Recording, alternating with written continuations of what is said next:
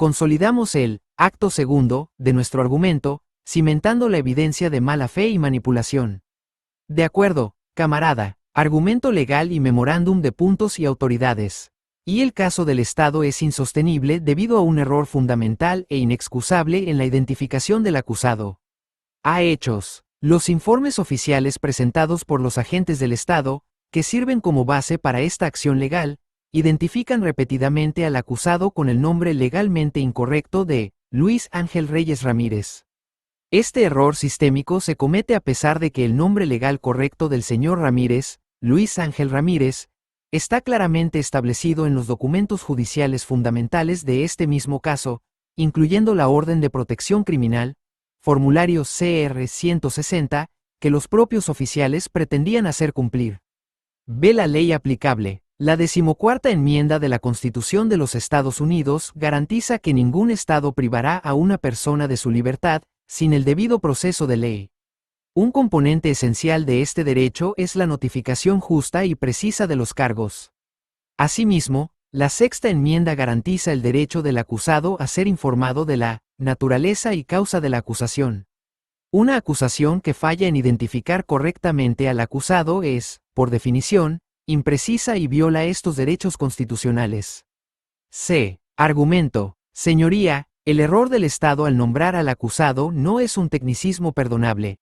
Es el pecado original que contamina toda esta acción judicial. Demuestra una indiferencia fundamental hacia la precisión y la verdad desde el primer momento.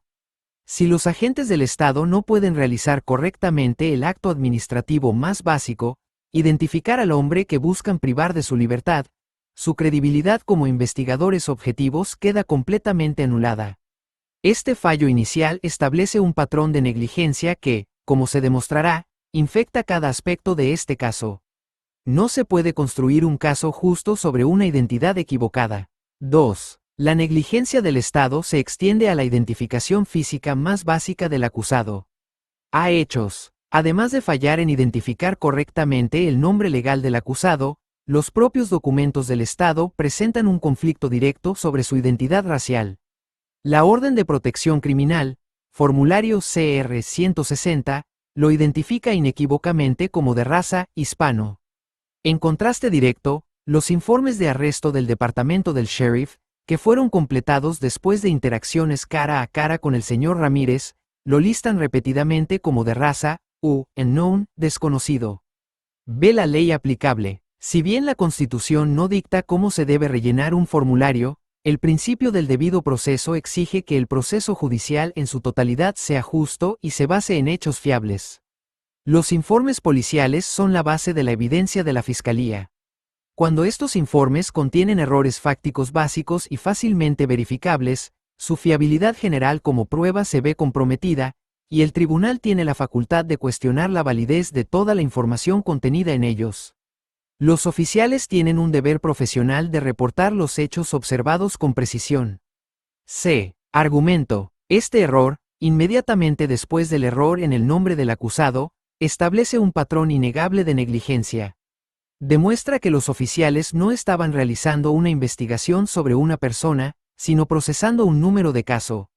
Si un oficial no puede documentar correctamente un hecho objetivo y observable como la apariencia física de la persona que está arrestando, ¿cómo puede este tribunal confiar en sus observaciones subjetivas? Este error refuerza la conclusión de que los informes presentados en este caso son el producto del descuido, no de la diligencia, y no pueden ser considerados como una base fiable para privar a un hombre de su libertad. 3. Los informes oficiales fusionan la identidad del acusado con la de un oficial del Estado. A hechos. En el informe narrativo del diputado Kevin Melao, al describir las supuestas declaraciones del acusado tras el interrogatorio, el oficial escribe textualmente: DPO Ramírez no ofreció más información.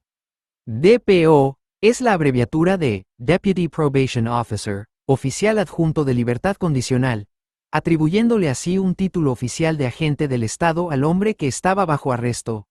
B. La ley aplicable. El debido proceso de ley, 14ª enmienda, exige una investigación justa e imparcial. Un componente de esto es el deber de objetividad y precisión profesional por parte de los agentes.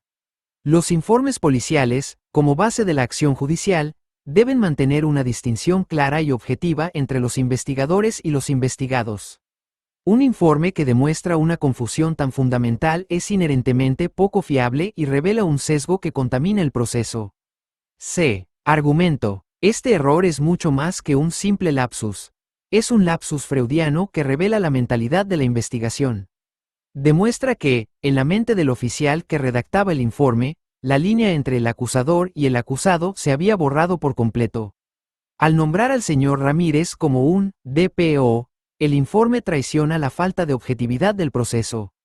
Esta confusión mental prueba que el informe no es un registro fáctico, sino una narrativa subjetiva y sesgada, indigna de ser considerada como evidencia fiable por este tribunal. IV. La autoridad del Estado se basa en una sentencia dictada en una fecha inexistente. A. Hechos. El informe de violación de libertad condicional, el documento que sirve como base para la autoridad del Estado en este asunto, establece que la condena original del señor Ramírez fue dictada el 29 de febrero de 2025. Sin embargo, el año 2025 no es un año bisiesto, lo que convierte a esta fecha en una imposibilidad fáctica y cronológica. B. La ley aplicable. La sexta enmienda de la Constitución de los Estados Unidos garantiza a todo acusado el derecho a ser informado de la naturaleza y causa de la acusación.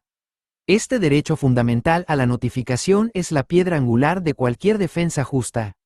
Una acusación que se basa en una sentencia dictada en una fecha que no existe en el calendario no cumple con este requisito constitucional. C. Argumento. El Estado ha presentado una acusación basada en una ficción cronológica. Le están pidiendo al señor Ramírez que responda por una libertad condicional que emana de un procedimiento judicial ocurrido en un día fantasma. Esto no es un error técnico, es un fallo procesal fatal que demuestra una negligencia asombrosa. La notificación de la sentencia es, por definición, defectuosa, y el derecho del señor Ramírez a un proceso justo ha sido violado desde el momento en que se redactó este documento. La ubicación del supuesto delito es una imposibilidad geográfica según los propios informes del Estado. A. Hechos. El informe suplementario del Departamento del Sheriff, un documento oficial clave en esta investigación, establece que la ubicación de ocurrencia del arresto del 28 de abril fue 4113 Smile Patterson K 95328. Sin embargo, una verificación del sistema de códigos postales de los Estados Unidos confirma de manera irrefutable que el código postal 95328 pertenece exclusivamente a la ciudad de Keyes, California. El código postal para Patterson, California es 95363. Los datos presentados en el informe oficial son, por lo tanto, mutuamente excluyentes. B. La ley aplicable. El principio del debido proceso, 14ª enmienda, requiere que la acción del Estado se base en hechos fiables y coherentes. El deber profesional de los agentes de la ley exige que los informes presentados ante un tribunal sean precisos, especialmente en lo que respecta a datos fundamentales como la jurisdicción y la ubicación de un incidente. Un informe que contiene una imposibilidad fáctica en un dato tan crucial carece de la fiabilidad necesaria para servir como base de una acusación. C. Argumento. Señoría, el Estado nos pide que aceptemos un informe que describe un evento ocurrido en una dirección fantasma, un lugar que no existe en ningún mapa. Este no es un simple error tipográfico, es la huella digital de una investigación negligente. Este error crea un dilema irresoluble para el oficial que redactó el informe. En el estrado, se verá forzado a admitir una de dos cosas. O bien no conoce la geografía básica del condado en el que trabaja, o bien firmó un informe oficial que contiene información que él sabe que es falsa. Un caso no puede, y no debe, construirse sobre una base tan absurdamente. B. La evidencia central de la acusación apunta a un tercero desconocido, creando una duda razonable insuperable. A. Hechos. La justificación para el arresto del 28 de abril se basa fundamentalmente en llamadas y mensajes de texto que, según la oficial Álvarez, provenían del número de teléfono 3268. Sin embargo, los propios registros oficiales del Departamento de Libertad Condicional, documentados por la misma oficial en una fecha anterior, establecen que el número de teléfono del señor Ramírez en sus archivos es 3258.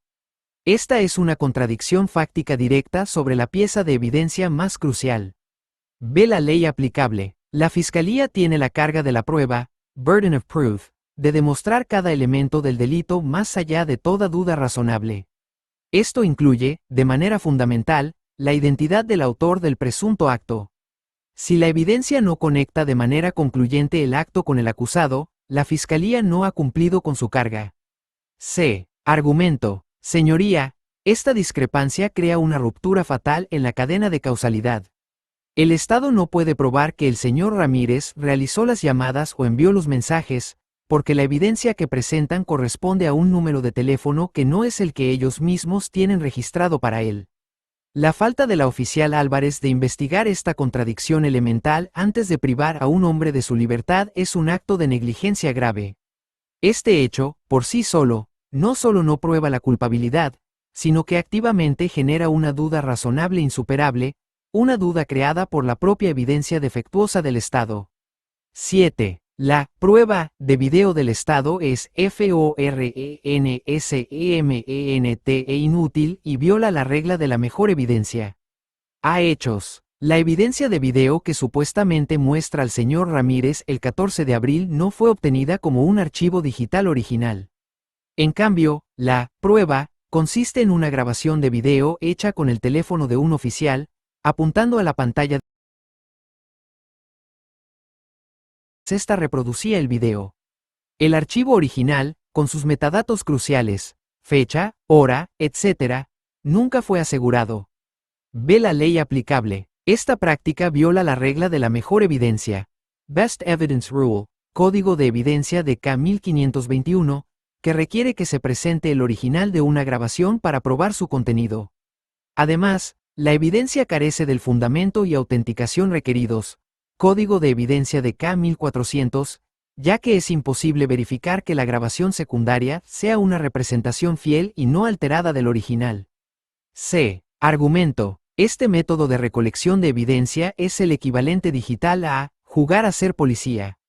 Al grabar una pantalla, la oficial destruyó activamente la capacidad de la defensa para realizar un análisis forense, verificar la fecha del video o detectar posibles ediciones.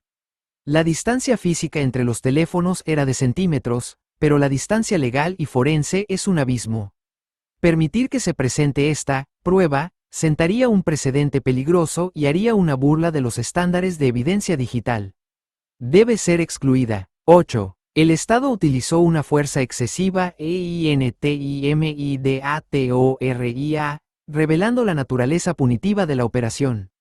A. Hechos. Para ejecutar el arresto del 28 de abril por una supuesta violación de libertad condicional no violenta, el Estado desplegó un equipo de 7 oficiales. Esta operación masiva fue descrita en los informes como una simple verificación de seguridad. Ve la ley aplicable. La cuarta enmienda protege contra registros y detenciones, seizures, no razonables. El estándar de razonabilidad dicta que la escala de la acción policial debe ser proporcional a la amenaza y a las circunstancias.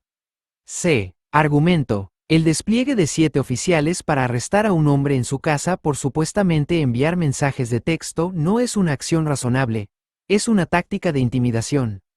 Demuestra que la intención de la operación no era simplemente procesal, sino punitiva.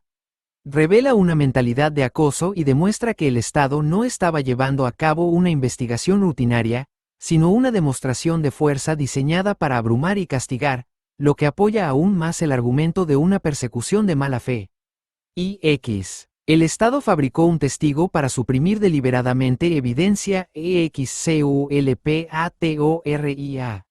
A. Hechos. El informe de la oficial Legatos justifica la búsqueda de la habitación citando a una mujer anónima que supuestamente confirmó que el señor Ramírez vivía allí. Esto es una fabricación. La persona real que los oficiales encontraron, esposaron e interrogaron fue el señor Jair Sosa, el verdadero inquilino.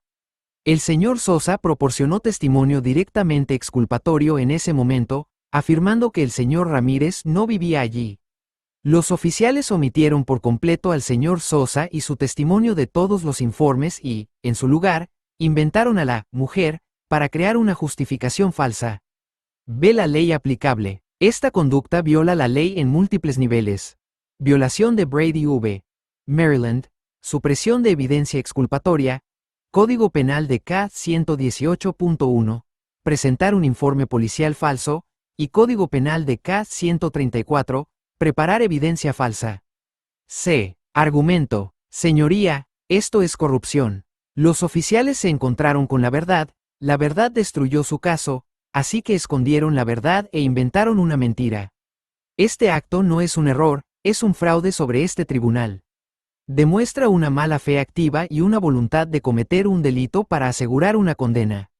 Si están dispuestos a inventar un testigo, no se puede confiar en ninguna palabra que hayan escrito. Esta conducta, por sí sola, es tan atroz que exige la desestimación inmediata de todos los cargos. El informe de la oficial está irremediablemente contaminado por su propio sesgo y especulación. A. Hechos. En el informe de violación, la oficial María Álvarez escribe: la víctima estaba temblando mientras hablaba con el abajo firmante porque el acusado la amenaza a ella con la custodia de los hijos. B. La ley aplicable. Las reglas de evidencia exigen que un testigo lego testifique sobre hechos personalmente observados, no sobre especulación, opinión o el estado mental de otra persona. C. Argumento. En el momento en que la oficial Álvarez añade la palabra porque, deja de ser una observadora objetiva y se convierte en una narradora sesgada. Se nombra a sí misma psicóloga y presenta su opinión personal como un hecho probado. Esto demuestra un sesgo de confirmación desde el inicio. No estaba allí para investigar los hechos, sino para encontrar evidencia que apoyara la narrativa que ya había decidido que era cierta. Este sesgo fundamental contamina todo su testimonio y su informe, haciéndolos indignos de credibilidad. Sí, el Estado demuestra su mala fe al no investigar a las víctimas reales del supuesto fraude.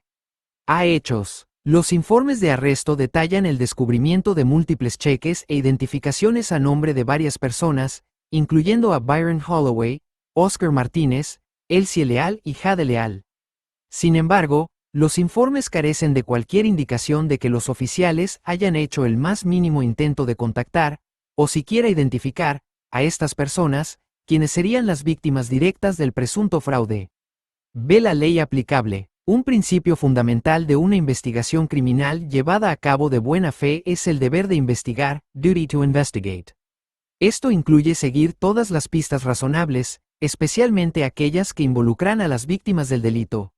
Una investigación que ignora deliberadamente a las víctimas no es una búsqueda de la verdad, sino una visión de túnel, centrada en un sospechoso predeterminado.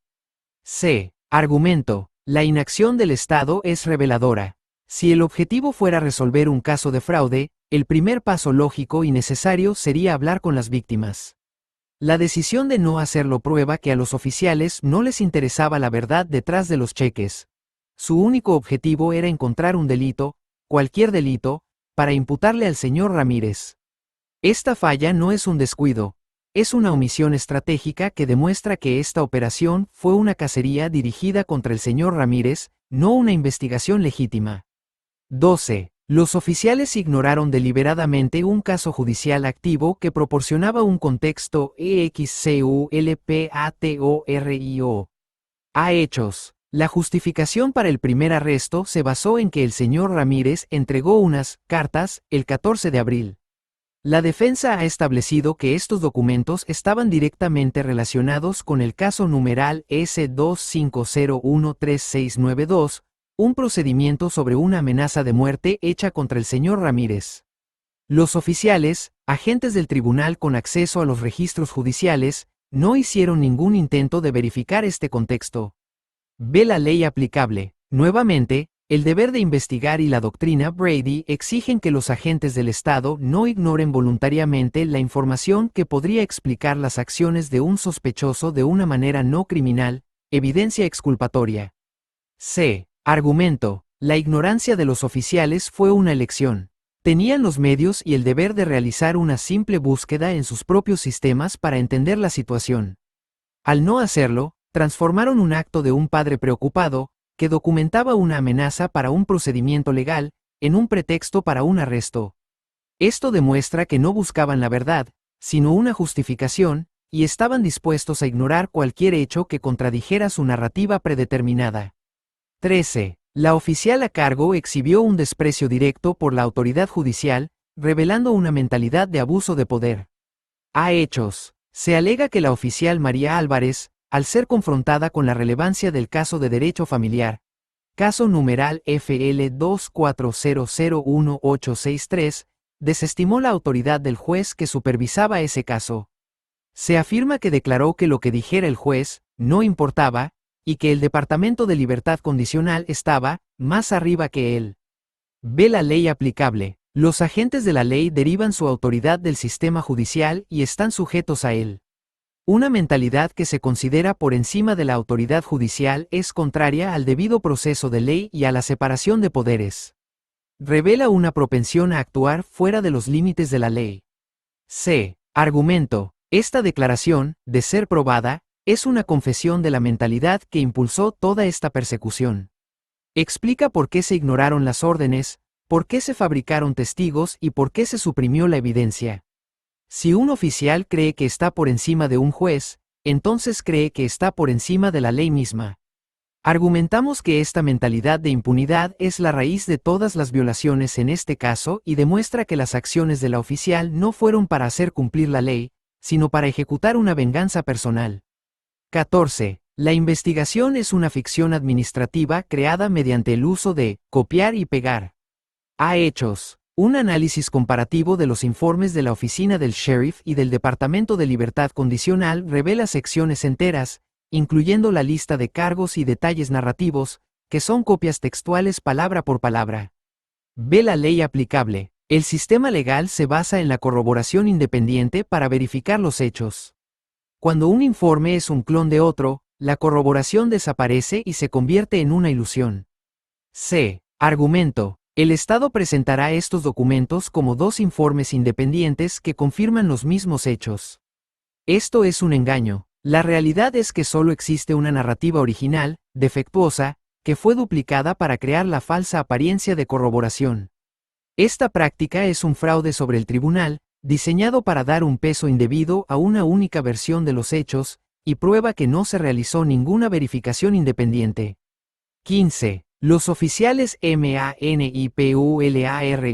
la descripción de la evidencia para fabricar un delito grave. A hechos. El informe narrativo de la oficial Álvarez utiliza la frase legalmente específica, superior a 950, para describir el valor de los cheques, que es el umbral exacto en California para elevar la falsificación de un delito menor a un posible delito grave. Esta afirmación es directamente contradicha por el informe oficial de propiedad, que valora los mismos cheques en 0.00. Ve la ley aplicable. Esto sugiere una violación de la prohibición contra la preparación de evidencia falsa, Código Penal de K-134, y una demostración de mala fe procesal. C. Argumento. El uso de este número mágico no es una coincidencia, es una decisión calculada. Revela la intención de los oficiales no solo de documentar un posible delito, sino de asegurarse de que fuera clasificado como el más grave posible desde el primer momento. Es una confesión de su sesgo. No estaban simplemente recolectando hechos, estaban construyendo un caso para un delito grave, una construcción tan frágil que es desmentida por sus propios registros. 16. La objetividad del informe queda anulada por la inclusión de especulación psicológica. A hechos. En el informe de violación, la oficial María Álvarez escribe: la víctima estaba temblando mientras hablaba con el abajo firmante porque el acusado la amenaza a ella con la custodia de los hijos. Al usar la palabra porque, la oficial no describe un hecho, sino que ofrece su propia conclusión experta sobre la causa del estado emocional de la víctima. Ve la ley aplicable. Las reglas de evidencia exigen que un testigo lego, incluyendo a los oficiales de policía, testifique sobre hechos personalmente observados. Un testigo no puede ofrecer especulación, opinión o un diagnóstico del estado mental de otra persona, ya que esto constituye testimonio de opinión para el cual no están cualificados. C. Argumento. La oficial Álvarez cruzó la línea de ser una reportera de hechos a ser una defensora de la narrativa de la víctima. Al presentar su opinión personal como un hecho probado, demuestra un sesgo de confirmación fundamental. No estaba investigando de manera imparcial, sino buscando activamente evidencia que apoyara la historia que ya había decidido creer. Este sesgo intencional contamina la integridad de su informe y su credibilidad como testigo objetiva. 17. Los oficiales ignoraron deliberadamente el motivo de la víctima para fabricar una acusación. A hechos. Los oficiales eran plenamente conscientes de la existencia de un litigio contencioso de derecho familiar entre las partes. Caso numeral FL 24001863, centrado en la custodia de los hijos. Una disputa de custodia en curso proporciona un motivo poderoso para que una de las partes intente crear un perjuicio legal para la otra. Ve la ley aplicable. Un investigador razonable y prudente, como parte de su deber de investigar, debe considerar la credibilidad y los posibles motivos de todos los testigos, especialmente de una parte denunciante que tiene un claro conflicto de intereses. C. Argumento. Un oficial imparcial habría visto la batalla por la custodia como una bandera roja, una razón para tratar las afirmaciones de la víctima con un alto grado de escepticismo. En cambio, los oficiales de este caso utilizaron la disputa de custodia como una confirmación de la narrativa de la víctima, en lugar de un motivo para dudar de ella. Esta ceguera voluntaria no es negligencia, es prueba de una investigación sesgada. Demuestra que los oficiales estaban dispuestos a ser utilizados como un peón en una disputa de derecho familiar para lograr su objetivo de arrestar al señor Ramírez. 18. La investigación es una ilusión creada mediante la duplicación textual de informes entre agencias. A hechos. Un análisis comparativo de los informes emitidos por el Departamento de Libertad Condicional y el Departamento del Sheriff revela secciones enteras, incluyendo la lista de cargos y detalles narrativos, que son copias textuales palabra por palabra. Ve la ley aplicable. El sistema legal se basa en el principio de corroboración independiente para verificar la veracidad de los hechos. La evidencia es más fuerte cuando múltiples fuentes independientes llegan a la misma conclusión. Cuando los informes son clones unos de otros, no hay corroboración.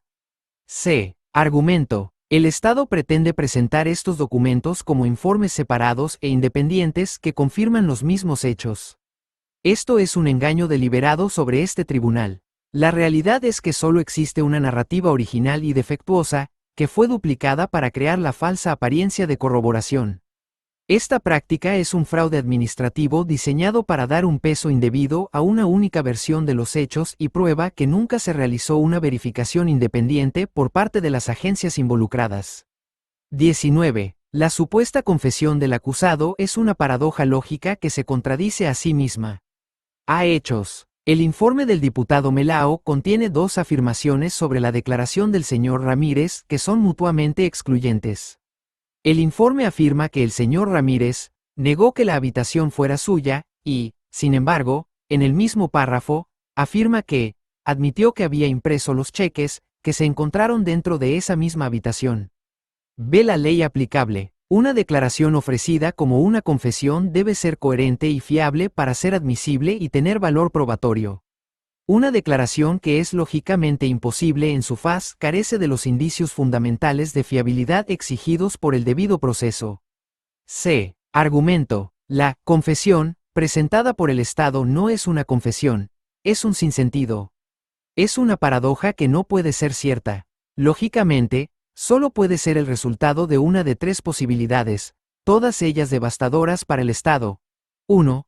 El informe es una fabricación del oficial. 2. La declaración fue coaccionada hasta el punto de la incoherencia. O 3. La traducción de la oficial Álvarez fue tan incompetente y sesgada que creó una narrativa que no tiene sentido.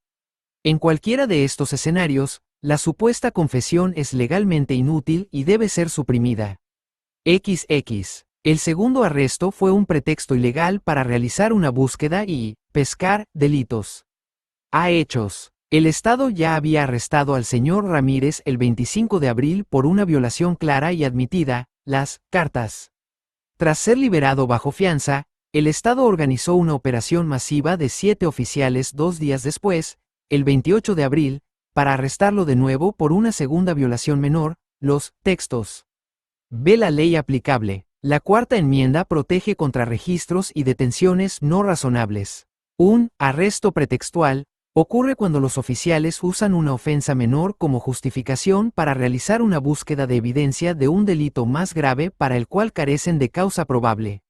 C. Argumento. El Estado no tenía ninguna necesidad legítima de realizar un segundo arresto. La violación de la libertad condicional ya estaba establecida. El único propósito lógico de la operación del 28 de abril no era abordar la violación menor de los textos, sino usarla como un pretexto para obtener acceso legal a la residencia y realizar una búsqueda amplia con la esperanza de encontrar algo más significativo. Fue una expedición de pesca inconstitucional, disfrazada de un arresto por libertad condicional, diseñada para eludir las protecciones de la Cuarta Enmienda. 21. La evidencia del delito grave es negada por los propios registros del Estado. A hechos. Para justificar el cargo de delito grave por falsificación, el informe narrativo de la oficial Álvarez afirma que el valor de los cheques encontrados era superior a 950. Sin embargo, el informe de propiedad oficial del Departamento del Sheriff, el documento que registra la evidencia física incautada, establece que el valor de esos mismos cheques fraudulentos es de 0.00. Ve la ley aplicable. El debido proceso exige que una acusación se base en evidencia fiable y coherente. El Estado no puede presentar simultáneamente dos de sus propios documentos oficiales que se contradicen directamente sobre un hecho material esencial para un cargo. C. Argumento. Señoría, ¿qué documento oficial de este Estado miente? ¿Es el informe narrativo de la oficial una exageración diseñada para crear un delito grave donde no lo había? ¿O es el registro de evidencia una falsedad? El Estado no puede tener ambas cosas. Su caso para un delito grave depende del valor de los cheques, pero su propio registro de evidencia afirma que no tienen ningún valor. El Estado se está refutando a sí mismo, y un caso que se anula a sí mismo no puede proceder.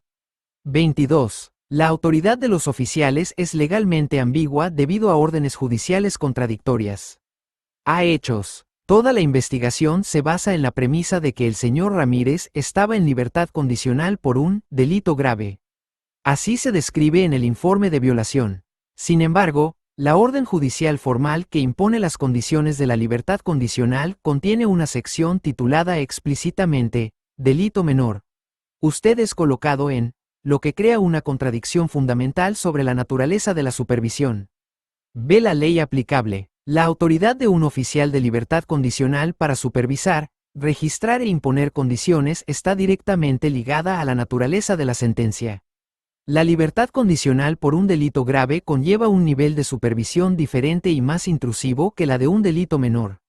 Una orden ambigua es legalmente insuficiente para justificar el nivel de acción tomado en este caso. C. Argumento. Los oficiales actuaron con la autoridad que les conferiría una libertad condicional por delito grave. Sin embargo, el propio documento del tribunal que les da poder es contradictorio. Antes de que el Estado pueda argumentar que el señor Ramírez violó sus términos, primero deben probar, sin ambigüedad, cuáles eran esos términos y bajo qué autoridad se imponían. Sus propios documentos hacen que esto sea imposible. 23. La totalidad de la jurisdicción del Estado se basa en un evento ocurrido en un día inexistente. A hechos. El documento de la libertad condicional, la fuente de toda la autoridad del Estado en este asunto, establece que la condena original del señor Ramírez fue dictada el 29 de febrero de 2025, una fecha cronológicamente imposible. Ve la ley aplicable. Una orden judicial debe basarse en la realidad fáctica para ser válida. Una orden que se fundamenta en un evento que ocurrió en un día que nunca existió es defectuosa en su faz y su validez legal es, como mínimo, cuestionable.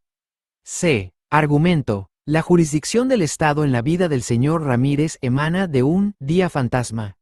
No es un error clerical, es una imposibilidad conceptual que se encuentra en el corazón de su autoridad. Si el evento fundacional que les da poder nunca pudo haber ocurrido en la fecha que ellos mismos documentaron, entonces la autoridad que reclaman es una ilusión. Un caso basado en una ficción no puede resultar en una justicia real. 24. El golpe final. La ausencia de notificación legal anula toda la acción del Estado. A hechos. Los arrestos del señor Ramírez por supuestamente violar los términos de su libertad condicional ocurrieron en abril de 2025. Sin embargo, La evidencia documental irrefutable, el formulario de orden judicial a cumplir, firmado tanto por el oficial como por el señor Ramírez, prueba que al señor Ramírez no se le entregaron formalmente por escrito dichos términos, incluyendo la orden de no contacto, hasta el 11 de junio de 2025. B. La ley aplicable. El principio más fundamental del debido proceso de ley, 14ª enmienda, es la notificación. No se puede castigar a una persona por violar una regla de la cual no ha sido notificada formalmente. C. Argumento. Señoría, este hecho, por sí solo, desmantela todo el caso de la Fiscalía. Es legalmente imposible que el señor Ramírez haya violado términos que no había recibido oficialmente. Cada acción tomada por el Estado en abril bajo el pretexto de una violación de libertad condicional fue, por lo tanto, ilegal desde su concepción. Los arrestos fueron ilegales, las búsquedas fueron ilegales. Toda la evidencia obtenida es el fruto inadmissible de un árbol no solo envenenado, sino que nunca fue legalmente plantado. El Estado actuó sin autoridad, y ahora intenta procesar a un hombre basándose en su propia falla fundamental de seguir el procedimiento más básico de la ley. Conclusión. Por las 24 razones expuestas, que demuestran un patrón de incompetencia, mala fe y violaciones legales fundamentales, el acusado solicita respetuosamente que este honorable tribunal suprima toda la evidencia y desestime todos los cargos en interés de la justicia.